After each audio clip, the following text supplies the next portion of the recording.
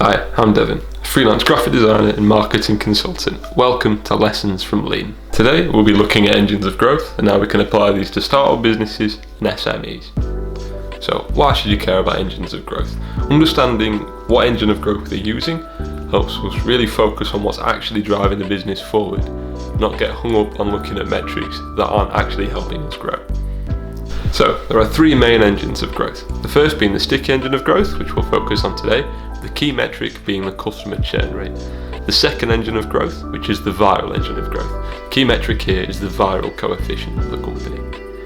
And the third and final engine of growth is the paid engine of growth. And the important metrics here are the cost per acquisition and the customer lifetime value. So, the sticky engine of growth. Our main metric with the sticky engine of growth is our churn rate. Our churn rate is basically just the amount of customers that fail to engage with our product over a given period of time. Businesses using the sticky engine of growth need to focus on its customer retention rate, as growth is determined by the rate of compounding, which in simple terms is the amount of customers that stay engaged over time and therefore compound. Businesses using the sticky engine of growth may need to employ the paid or viral engine of growth to achieve the elusive hockey stick graph. However, you must always keep into account your churn rate. For instance, it's no good succeeding with paid advertisement if the customers you gain fail to remain engaged with your product over a long enough period of time to make that ad spend viable. This is also known as CLV, which is customer lifetime value.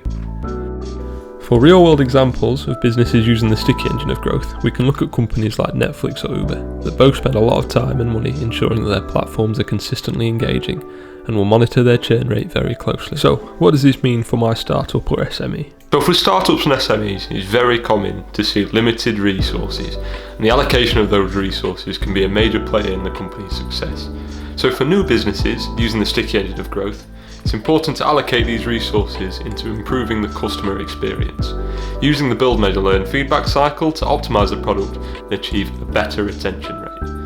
For SMEs and already established businesses that are seeing stagnation, it might be worth putting some of these resources into something like a loyalty program or added values, as well as the core product improvements. But always remember to use the build, measure, learn feedback cycle to test all of these changes.